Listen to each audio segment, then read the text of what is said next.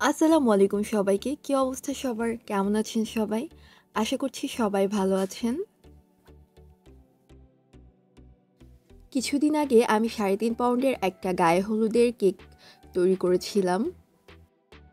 কেকের স্পঞ্জ তৈরি থেকে কেক ডেকোরেশন সম্পূর্ণ কিছুই আজকের এই ভিডিওতে শেয়ার করব আপনাদের সাথে।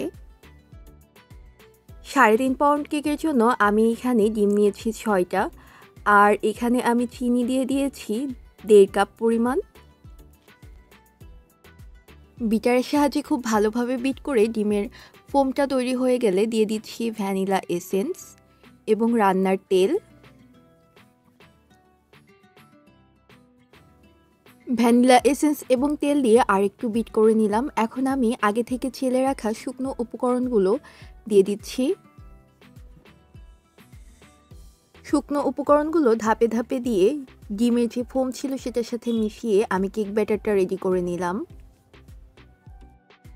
আজকের কেকটা আমি 10 ইঞ্চ স্কোয়ার শেপ মোল্ডে বেক করব। এজন্য আমি 10 ইঞ্চ স্কোয়ার শেপ মোল্ডে কাগজ বিছিয়ে নিয়েছি। এখন আমি সম্পূর্ণ ব্যাটারটা ঢেলে দিচ্ছি মোল্ডে। এরপর আমি কেকটাকে ওভেনে বেক করতে দিয়ে আমি কেকের ডেকোরেশনের জন্য কেকের ক্রিমটাকে রেডি করে নিয়েছি। কেকটা হয়ে গেলে আমি কেকটা ওভেন থেকে বের করে একটু ঠান্ডা করে তারপর ডিমোল্ড করেছি। আমি কেকটাকে 3 স্লাইসে ভাগ করে নিয়েছি।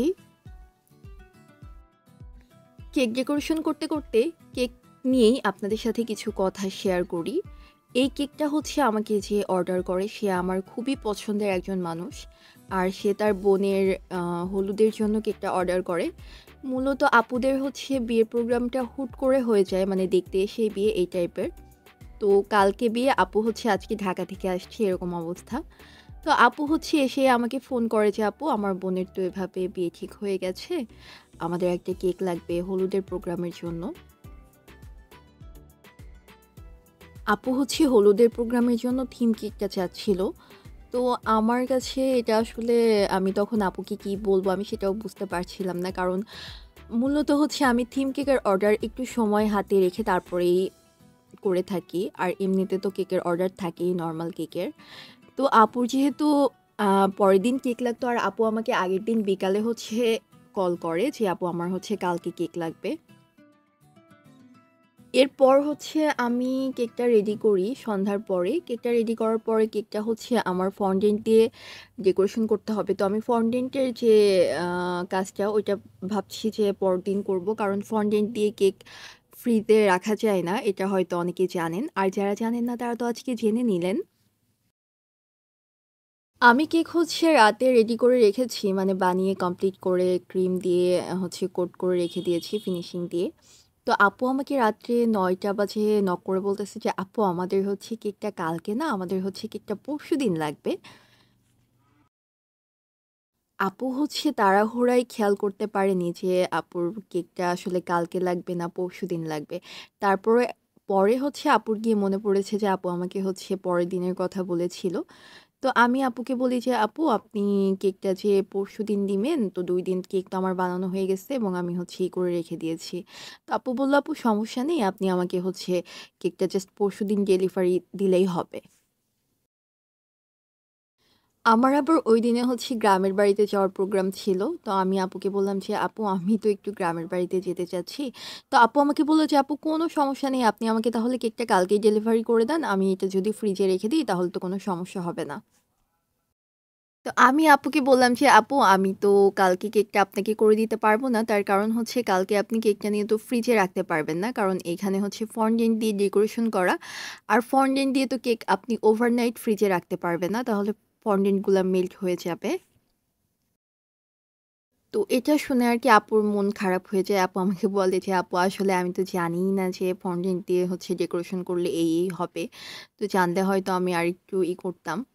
তো কি আর করার, আমি আমার গ্রামের বাড়ি যাওয়াটা ক্যানসেল করে দিই। মানে আমি একদিন পরে যাই আমার গ্রামের বাড়িতে। কারণ আমার কাছে মনে হচ্ছিল যে আমার বেড়াইতে যাওয়াটা একদিন পরে হলেও কোনো সমস্যা হবে না। কিন্তু আমি যে এত কষ্ট করে কেকটা তৈরি করেছি, এটা যদি খুব ভালোভাবে আপুকে পৌঁছে না দিতে পারি বা আপুরা যদি মানে এই কেকটা খুব ভালোভাবে না পায় বা তাদের প্রোগ্রাম যদি সাকসেস না হয়, তাহলে আমার কাছে খুব বেশি খারাপ লাগবে। আমি কেকটাকে এর পরদিন হচ্ছে ডেকোরেশন করে দিই।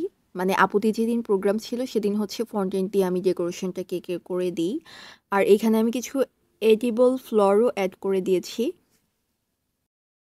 লাস্টের দিকে গিয়ে আমি কিছু সুগার বল এড করে দিয়েছি। আর এই হচ্ছে আমার কেক ডেকোরেশনের পর ঠিক দেখতে এরকমই লাগছিল।